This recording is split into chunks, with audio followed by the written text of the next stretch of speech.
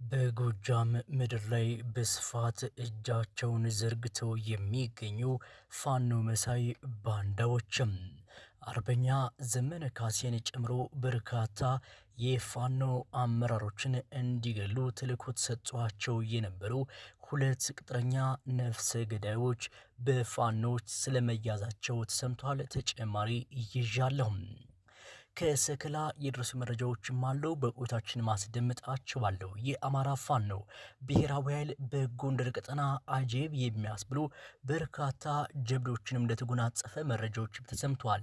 በ16 ቦታዎች ላይም ውጊያ ሲደረግ ስለማድሩ መረጃዎችም ተሰምተዋል። በዚህም ክላሽ እንኮብ መሳሪያዎችን ጨምሮ በርካታ የቡድን መሳሪያዎችም ተማርከዋል ነው የተባለው።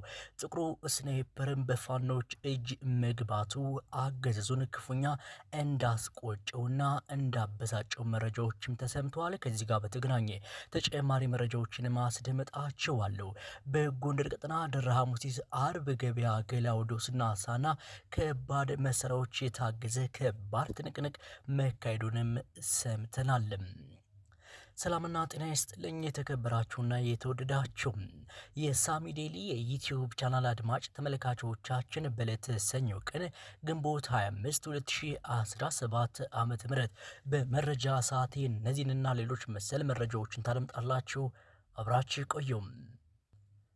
አርበኛ ዘመነ ካሴን ጨምሮ በርካታ የፋኖ አመራሮችን እንዲገሉ ተልዕኮ ተሰጧቸው የነበሩ ፋኖ መሳይ ባንዳዎች በጀግኖች ቅጭም ተደርገዋል።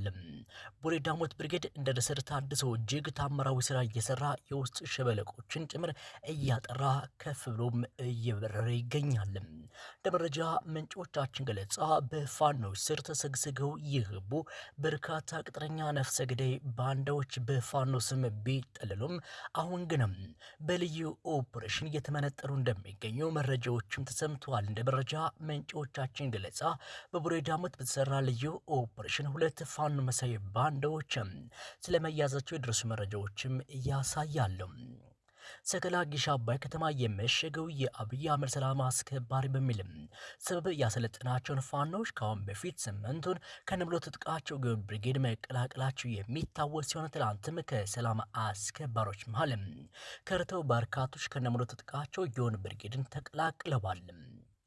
የአማራ ፋኖ ብሔራዊ ኃይል በጎንደር ቀጠና ጥቁር አንበሳ ክፍለ ጦር ድል በር ብርጌድ ሁለት ተሽከርካሪ ጠላትን ደመሰስኩ አለ። የአማራ ፋኖ ብሔራዊ ኃይል ጎንደር ቀጠና አካል ድል በር ብርጌድ በጎንደር ዙሪያ ወረዳ ልዩ ቦታው ደንዛዛ በተሰኘ ቦታ በተወሰደ የደፈጣ ጥቃት ነው ከማክሰኝት በለሳ ይጓዝ የነበረውን የጠላት ሁለት ተሽከርካሪ ሙሉ የጠላት ጦር እምሽክም እያደረገው። የአማራ ፋኖ ብሔራዊ ኃይል በጎጃም ቀጠና በዚህ ሳምንት በ16 ቦታዎች ላይ ውጊያዎችን ስለማድረጉ ተናግሯል። እንደ መረጃ ምንጮቻችን ገለጻ ትሊሊ ከተማ፣ ደህና ማርያም፣ ደንሳ ባታ፣ አዲት ሀና፣ ጨንባ፣ ኦዲት፣ መርከታ፣ ጃዊ ተራራን ጨምሮ በርካታ ቀጠናዎች ውጊያዎች ተደርገዋል። ሶስት ቦታዎች ላይ ልዩ ኦፕሬሽን ፈጽሟል። ሁለት ጊዜ ደብረ ማርቆስ አካባቢና ማኔል ከተማ ላይም የተሳካ ኦፕሬሽን ተፈጽሟል። ሁለት የተለየ ጀብድ ተፈጽሟል። ከሉማሜ ተነስተው ቤቱን የከበቡ በመደምሰስ መሳሪያቸውን በመማረክም ጭምር ፋኖችን የተቀላቀሉ በርካቶች ናቸው። በሳምንቱ የተገኙ ድሎችም አንድ ብሬን ከነሙሉ ተተኳሹ 32 ክላሽ፣ 4 የእጅ ቦምብ፣ ከ1000 በላይ ክላሽ ተተኳሽ፣ 7 የወገብ ትጥቅ፣ 12 ምርኮኛ ቅጭም ተደርገዋል። 40 የጠላት ኃይልም በፋኖ ተቀላቅለዋል የተባለው 3 ሚኒሻ አበርጃት ብርጌድን፣ 7 መከላከያ ተድላጓሉ ብርጌድን፣ 3 ሚኒሻ ተድላጓሉ ብርጌድን፣ 3 የመከላከያ ሽፈሮ ገረበው ብርጌድን ጨምሮ በቁጥር ከ40 በላይ የሚሆኑት ፋኖችን ተቀላቅለዋል። የአማራ ፋኖ ብሔራዊ ኃይል በጎጃም ቀጠና አንደኛ ክፍለ ጦርም ጥቁሩን ስናይፐር ስለመታጠቁ መረጃዎች ተረጋግጠዋል። ይህ ነገር አገዛዙን ክፉኛ አበሳጭቷል ነው የተባለው። የአማራ ፋኖ ብሔራዊ ኃይል በጎጃም ቀጠና አንደኛ ክፍለ ጦር ኮሎኔል ታደሰ ሙሉ ብርጌድ ጦር አዛዥ ኮማንዶ ሙጅብ ስመኘው አዲሱን ሾተር ታጥቆታል ሲሉ ምንጮች ያካፍሉ መረጃ ማመላክተዋል። 2 ብሬና በርካታ የነፍስ ወከፍ መሳሪያዎች ተማረኩ። የአማራ ፋኖ ብሔራዊ ኃይል ጎጃም አገው ምድር ክፍለ ጦር ልዩ ኮማንዶ ከአቸፈር ወንድዬ አቤ ጉበኛ ብርጌድ ጋር በጋራ ታላቅ ድልን ተቀናጅቷል። የክፍለ ጦሩ ልዩ ኮማንዶ አቸፈር ወንድዬ ላይ ማር መድኃኔዓለም ማር ተራራና ዘንዶ ተራራ ላይ ከሐሙሲት በመነሳት ተራራው ላይ ሰፍረው በወገን ላይ ከበባ ለማድረግ ያሰበው የአብይ አህመድ ጦር በሚኒሻ በአድማ በተናና በተለይም ደግሞ በልዩ ኮማንዶዎች ቢታገዝም ነገር ግን በንስሮቹ ድባቅ ተመቷል ነው የተባለው እንደ መረጃ ምንጮቻችን ገለጻ። በዚህም በጎንደር ቀጠና ደራ ሐሙሲት፣ አርብ ገበያ፣ ገላውዶስና ሳና ከባድ ውጊያዎችን መደረጉ ተሰምቷል። የአማራ ፋኖ ብሔራዊ ኃይል በጎንደርም ሜጀር ጀነራል ውባንት አባት አንደኛ ኮር ከጠዋት ሰዓት ጀምሮ ከአገዛዙ ጥምር ጦር ጋር በከባድ መሳሪያ የታገዘ ከባድ ትንቅንቅ በማድረግ ከፍተኛ ድልን መቀናጀትም ችሏል። ጀግኖች የሜጀር ጀነራል ውባንት አባት አንደኛ ኮር ሜጀር ጀነራል ውባንት አባት ተወርዋሪ ክፍለ ጦር ጉና ክፍለ ጦር እንዲሁም ደግሞ የኮር ተወርዋሪ ኃይል ከአገዛዙ ጦር ጋር አንገት ለአንገት በመተናነቅ ነው በርካታ ጀብዶችን የሚፈጽሙትም።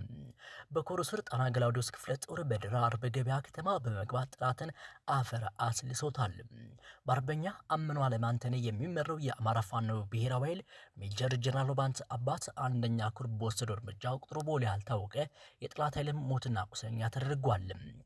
እንደ ነብይ የሚናደፉት የጉና ክፍለ ጦርም የሜጀር ጀነራል ውባንት አባት ተወርዋሪ ክፍለ ጦርም በጋራ በሰሩት ልዩ ጀብድ የጠላትን ጦር እምሽክ አድርገውት ስለመውጣታቸው ነው የመረጃ ምንጮቻችን ያካፍልን መረጃም የሚያሳየው።